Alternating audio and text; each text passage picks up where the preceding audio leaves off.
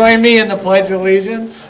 I pledge allegiance to the flag of the United States of America and to the republic for which it stands, one nation, under God, indivisible, with liberty and justice for all. All right, thank you, Aaron and Amy, for keeping me on my toes. Item number 3 on our agenda is a reminder that our mission is to encourage everyone to see and be their personal best through successful learning experiences.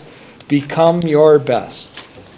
Item 4, adoption of the agenda and consent agenda as the order of business, with identification of items to be taken off the consent agenda for discussion or separate action. Need a motion? So moved. I'll second. All in favor, say yes. Yes. Opposed? All right, now we consider the approval of the consent agenda as adopted. Approve the minutes from January 17th, 2023 Board of Education meeting. To approve the financial report for the period July 1, 2022 through July 31st, 2023. And to approve bills for the period July 1, 2023 through January 31st, 2023. I'm sorry, January 1st through January 31st. In the amount of $2,218,213.20. So moved. Second.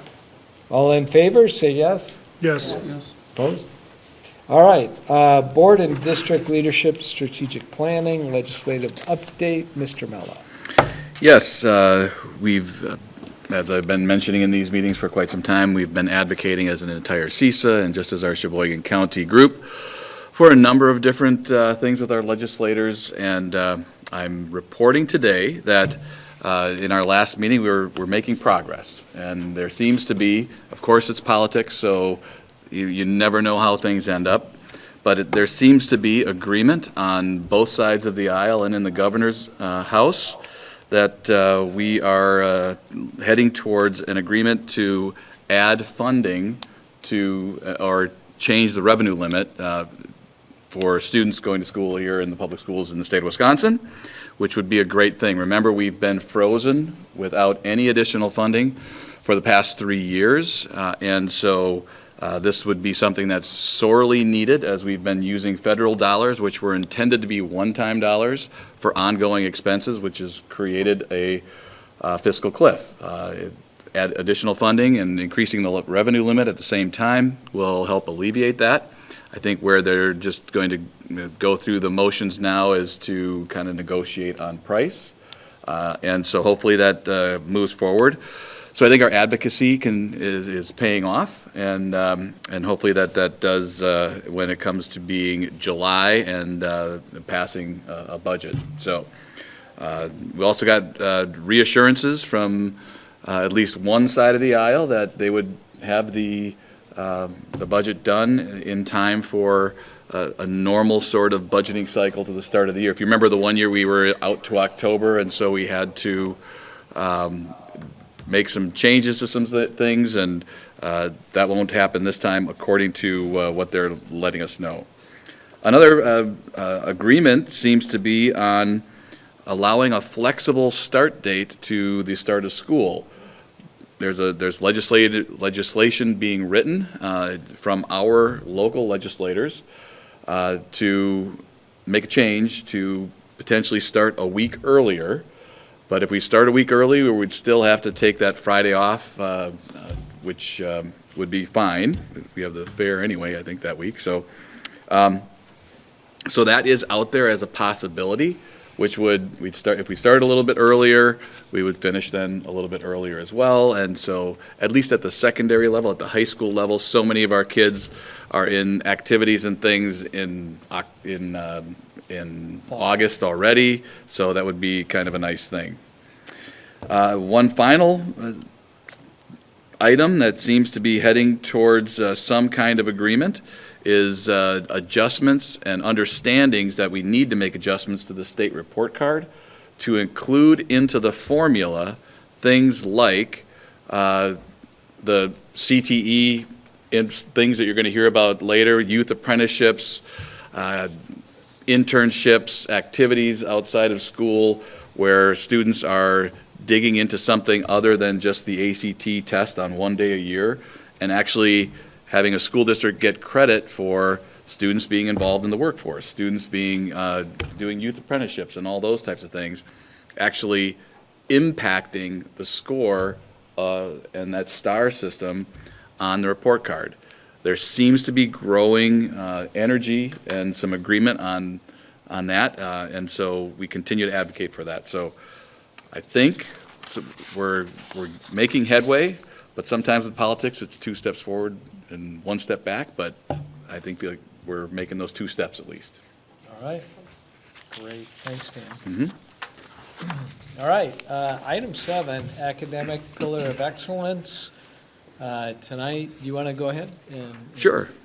Yeah, Mr. Williams is here with a group of students to talk about CTE, specifically, that's career and technical education, specifically the business side of the ledger.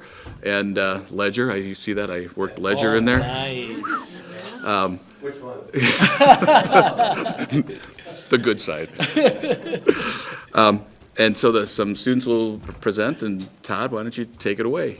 I'm gonna move out of here.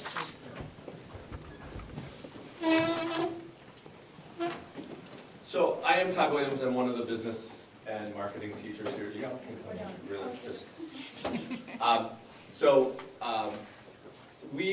Part of our challenge with our Future Business Leaders of America was to create a presentation for administration or school board about career and technical education or CTSOs, career and technical student organizations.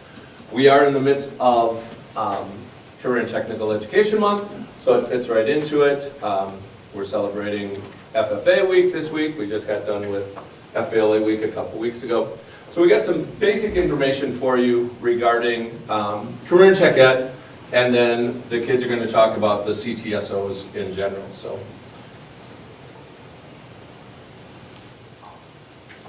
Kurt, I'm not moving.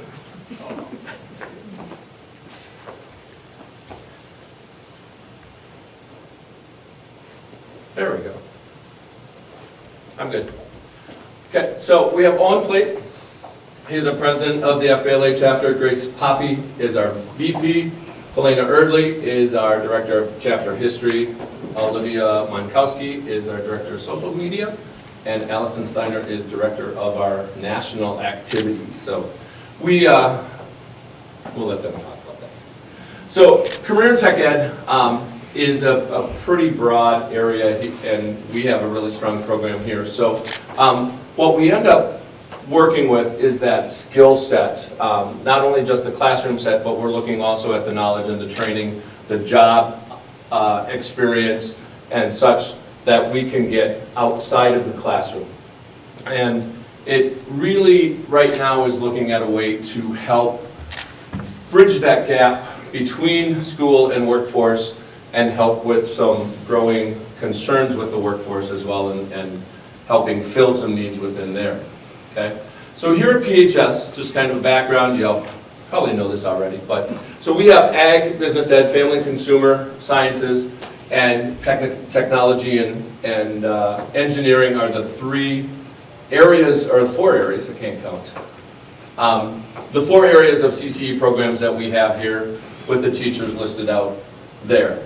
Each one of us in our departments have our niche, whatever it might be, and we have our way of getting out into the community and getting our kids out in the community as well. So with that, as we lead into the kids taking over here, this is really a great graphic that is on the DPI site, that we're looking at that academic and technical skills, we're looking at some work-based learning, and then that third component that we look at is the Career Technical Ed Student Organization, a CTSO. We've been having some fun meetings with Dina and CISA 7 and working through some of our pathways, and one of the key components of working through our pathways is that CTSO. Do we have a student organization that can round out kind of round out that education as we go forward. So, nutshell, that's what we're looking at. We're going to dive into the CTSOs specifically, and then we're going to dive in specifically talking about FBLA. So, that's not you. All right, so CTSOs are a big part of career and technical education programs, which help to enhance school and work-based learning. So according to the Association for Career and Technical Education, CTSOs play an important part in preparing young people to become productive citizens and assume roles of leadership in their communities. These programs provide a unique program of career and leadership development, motivation, and recognition for secondary and post-secondary students. So here at the high school, we have 5 CTSOs. So our first one is FBLA, which we're all a part of, which focuses on the business and marketing side of things. And then FFA is Agriculture and Natural Sciences. HOSA, which stands for HOSA Occupation Student Organization, which is in the health science field. And then Got to get documentation for this too. we have the Culinary Arts program here at the high school, which is Family and Consumer Sciences, and the Tech and Robotics Club, which is Technology and Engineering. So what is FBLA at Plymouth High School? The Future Business Leaders of America is the largest business, career, and technical student organization in the world with over 230,000 members. FBLA's mission is to inspire kids and prepare students to become community-minded business leaders in a global society through relevant career preparation and leadership experiences. So at Plymouth High School, we first chartered our FBLA program in 1955 and went on for a few years, and we rechartered it again in 2012, and it's been going on ever since. It's the largest student organization in the school. We currently have 114 members. It's involved with community service activities throughout the community. It participates in regional, state, and national conferences all across the country. And we're one of the top chapters in the Region 6 Regional Leadership Conference. So during the Regional Leadership Conference, members participate in team or individual competitive business events, including tests, presentations, and written reports. The conference also has leadership workshops while you attend and guest speakers. 24 schools with approximately 650 students from Calumet, Dodge, Fond du Lac, Ozaukee, Sheboygan, Washington, and Winnebago counties attend in the Region 6. And this year's conference was held at Dodgeland High School in Juneau, Wisconsin. So PHS is in the Region 6 Regional Leadership Conference, and we have 109 members participate there. Top 5 finishers and each competitive event receive medals and certificates and point values counting towards our champion chapter award. And we have 81 members and 45 competitive events finish in the top 5. And the top 3 finishers at the Regional Leadership Conference qualify for state, and we had 61 members in 38 different events at the State Leadership Conference, which will be held in Green Bay on April 17th and 18th. And then from there, the top 4 finishers in each event will qualify for nationals in Atlanta in the end of June. So, very short and to the point with what we have going on. So we are, already I actually met with Owen and Grace this morning, start talking about some things for next year. I do have to say that when we met over the summer last year and we had 100 members last year, and the kids looked at me and said, we need more, we need to grow. And I thought they were crazy, but it actually has been a good year. So we're looking at trying to be bigger and better next year. So thank you. Do you have any questions for us? Questions? I do. So you talk about your events. Can you give us just a real quick example of what an event is and what happens? Yeah, so this year, me and Grace and actually one other student are in a group, and this year we did business financial plans. So we had to come up with a food truck business that would benefit our community, so we came up with a German food truck. And we had to write a report about stuff including like the financials, loan information, like how we're planning to set up our business. Okay, all right. And you present that in front of judges? Is that what happens, or what? Not at regionals, it's pre-judged, but at Okay. state, you will have a presentation. Okay, great. So we have about 70 different events that kids can participate in that range from objective tests, 100 questions, you got 60 minutes to take it, to written reports or team presentations. So there's pretty much anything for everybody Great. with this. Cool.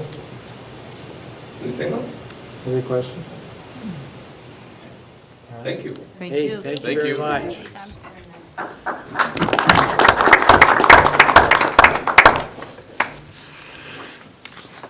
All right, finance, buildings, and grounds.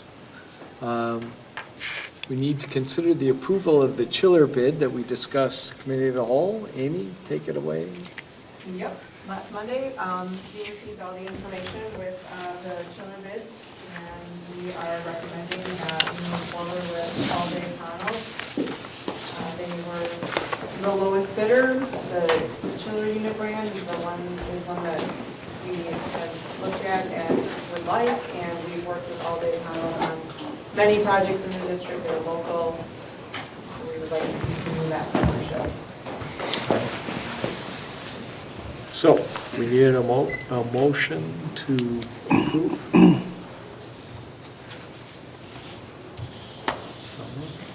Make a motion to approve the all-day Hondo mechanical bid for the chiller. Second. All in favor, say yes. Yes. Opposed? All right, thank you. Is there an update on the lead time of the chiller? We won't have, now we can, go back to All Day Panel and tell them that we're good to go, and then we'll get some information about how long it will take. Great. And we need to consider gifts and corresponding budget adjustments. Are you doing this, Dan? Yes. Thanks. All right, so we have a number of, wait a minute, Gifts? gifts and adjustments Yep, here? yep. Where are we? Donation? Okay. Yeah, okay. So we have a number of gifts again. Our community is always generous in offering us money for field trips and items that we need to do fun and exciting things with kids. So again, thank you to the community. So first of all, we have a donation of $207.25 from the Boys Basketball Booster Club for a team dinner. We have a donation of $1,369.64 from Riverview Activity Fund for transportation to the Wade House, Ledgeview Nature Center, and Lakeshore Lanes, and Camp Anakiji. We have a donation of $566 from Sargento Foods to Parkview Elementary School. We have a donation of $499 from Sargento Foods to Riverview Middle School. We have a donation of $1,190.15 from Parkview PTK for transportation to Speakers Farms, to the Little Farmer, and to Bookworm Gardens. We also have a donation of $207.93 from Horizon Path for transportation to the fire station and Speakers Farm. We have a donation of $1,120.05 from the Plymouth Education Foundation for the garden at Fairview Elementary School. And we have a donation of $1,897.41 from the Plymouth Education Foundation for auditorium upgrades at the Plymouth High School. And we'll make all the necessary adjustments and budget items. Okay, so I need a motion to approve these gifts and the corresponding adjustments. I make a motion, we make the adjustments. Second. All in favor, say yes. Yes. Opposed? And again, thank you to the community for their generous support. From there, we go to period of public participation. Do we have someone? Terry, you want to come on down? She wants to talk about the fine arts boosters. You can go right to it. leading across the hall, so I just wanted to take a moment to personally invite you to a fundraiser that we are currently working on. The Fine Arts Boosters are sponsoring an athletic shoe drive to raise funds for the high school's fine arts programs. The fundraiser begins on March 1st and then leads up to the musical, which is Footloose, and that will be March 9th through the 12th. We wanted to personally invite you to participate by donating any old athletic shoes that you might have lying around. The old shoes would be recycled, and any newer shoes that are unwanted would be worn again by those in need. The money that we would raise would be based on the quality and the quantity of the shoes. The funds will be used to keep the arts thriving in our high school. Supporting programs now mean that future high schoolers will continue to walk into these great programs that we currently have. All of the district's fine arts teachers are they're so wonderful. They work so incredibly hard, and they mean so much to our kids. They're helping create well-rounded young adults who model an incredibly strong work ethic. I know that the board understands that when students feel that adults in their community care about them, including at home and at school, that they engage in less risky behaviors. A 2019 study that was published in the American Academy of Pediatrics by psychologist Riley Steiner and her colleagues concluded that this kind of all-around support during adolescence actually has long-lasting protective effects that lead to healthier outcomes evident all the way into adulthood.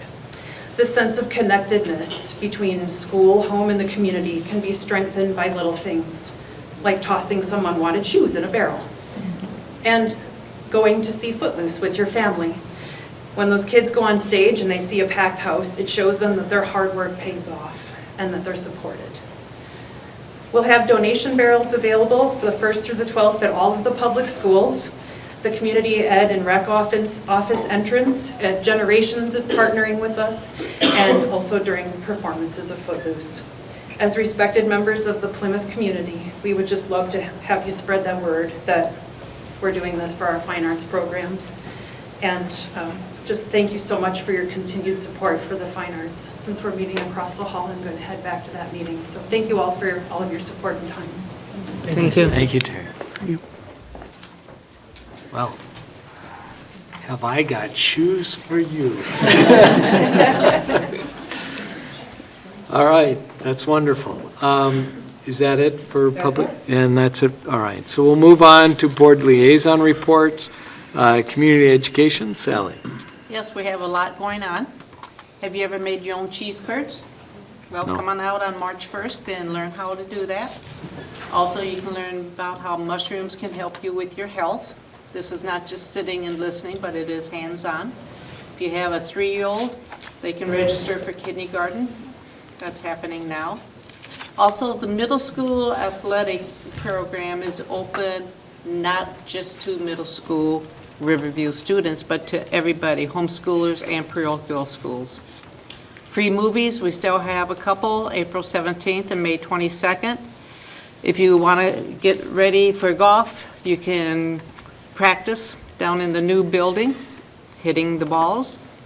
Rock climbing, if you haven't done that, give it a go. That will be March 4th. Family swim, March 4th and April 1st. Around our town, I haven't been to a lot of the businesses. This will give you an inside view of some of our businesses. That one is free, but you do have to sign up for it. And then Friday play groups, that's been going on for a few years. That's the 2nd and 4th Friday. And you can sign up for that. Rec basketball, drop-in pickleball, aquatic classes, and fitness classes are always happening. That's it. Great, thank you. It is a lot. It's a lot of stuff. Foundation, we had our meeting this past week. The main thing there is the fundraising event that they're planning. This is the year that they do a bigger fundraising event. It will be in September. We are going to call it Party with a Purpose. Going to try to change it up a little bit. All of these fundraising events, I know, get tiresome after a while. So we're going to see if we can do some things differently this year and intersperse some smaller fundraisers along the way as well. So please keep your eyes and ears open, and I'll update you more when we get closer to defining our event 100%. From there, Family Resource Center, Dan. Yeah, Family Resource Center operates the two programs, Parents as Teachers and the Literacy Council. I'll talk a little bit about the Literacy Council tonight. So about 2 years ago, we created an employer-sponsored program where it's basically where employers allow our tutors to come in and help train their employees and help them to learn new languages. And that program has really grown considerably. We're now at 44 active tutoring partners. And through that growth, we've actually included 11 new tutors that have just signed up right at the end of last year and beginning of this year. So that gives us a ton of room to grow that program now with those tutors being trained and will be on board soon. So if you're interested, or if you think your employer might be interested, you can take a look at the website. There's a cool YouTube video on it. It's www.familyresourcesheboygan.com. And we'll be announcing a new fundraiser for 2023. It's something I've never heard of before, but it'll be cool. So we'll talk more about that in a couple months. Good. So, yes, it's gonna be awesome. There's a lead up. All right, thanks, Dan. Personnel. Yes, we have a number that need to be approved in the beginning, and then we'll go to the staff after that. So the ones that will need approval will be, the board will consider approval of the resignation of Erica Pankratz, a special education teacher at Riverview Middle School. The board will also consider the retirement request from Kay Tharp, instructional leader with the district, effective at the end of the 2022-23 school year. And the board will consider the approval of a 100% limited term contract for Brittany Seifert to be an English teacher at Plymouth High School. So we'll need action on that. Motion and a second. I will note that Kay has been with the district for 23 years. Make a motion that we approve these staff adjustments. I'll second. All in favor, say yes. Yes. Opposed? Right? Okay, we have some support staff as well. Teresa Williams Blacklock has been hired as a server cook at Fairview Elementary School. Susan Ziegler has submitted her retirement as a server cook. Susan's been with the school district in that role for 21 years. Jennifer Tolman has submitted her resignation as an interpreter for the school district. And Kristen Nugent has submitted her resignation as a special education at Riverview Middle School. Kristen has been with the school district for 6 years, and you don't need action on those. All right. Well, then item 12 is travel. Yes, moving on, I'll go through each one, and we can approve each one as we go through. As we go. Yeah.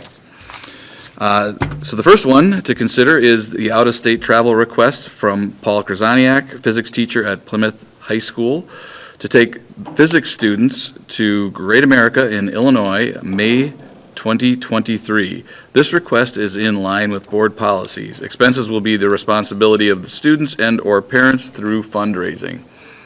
Again, this is a trip that they have made almost annually, except during COVID, which I've chaperoned on a number of occasions, which is a really awesome trip.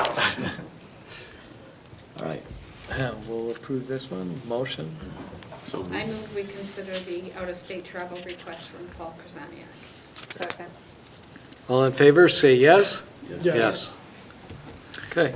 And the next one, Disney's back. Consider the out-of-state travel request from Cody Wisman, band teacher at Plymouth High School, to take band students to Walt Disney World to march at Magic Kingdom in Orlando, Florida. Departure will be November 16th, 2023, returning on November 22nd, 2023. Students will be out of school for 3 full days. This request is in line with board policies. Expenses will be the responsibility of the students and/or their parents through fundraising. And again, this is a trip that has been almost an annual event for many, many years. Need a motion? Make a motion to approve the trip to Magic Kingdom. Second. All in favor, say yes. Yes. Opposed? All right. All right, the next one, Washington DC is coming back.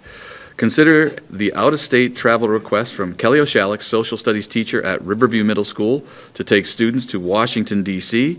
Departure will be June 10th, 2024, returning June 14th, 2024. School will be dismissed for the summer, therefore not missing any days of school. This request is in line with board policies. Expenses will be the responsibility of the students and/or their parents through fundraising. Okay. Thank you, Dan. Item 13, nothing. We have to prove that one. Oh, we need a motion. I make a motion to accept the trip to Washington DC for Riverview. Someone's phone is going crazy. All in favor, say yes. Yes. Opposed? All right. Items for consent agenda, nothing. President's report. So this evening, I wanted to review a little bit of what we talked about in Committee of the Whole. We spent some time discussing the possibility of doing something bigger in the way of childcare and early education. And I will tell you, I don't know what your personal experience has been so far, but the Review did an article on it, and I've already had a number of people reach out to me and say, go, do it. Look at it, come up with something bigger and better and more affordable. So community members have already reached out to me, so that's positive, as well as two of my employees that have young children came in my office and said, we'd really like you to do something about that. So I think we struck a chord, and hopefully you're hearing positive as well. And I hope as a board that we stay committed to exploring this to see what we can do. So that's my report. Go ahead, Dan. Good. And sticking with the community connections theme, I've had a discussion with the new director for Generations, and that seems like a budding partnership in a lot of ways, and childcare maybe being one of them as well.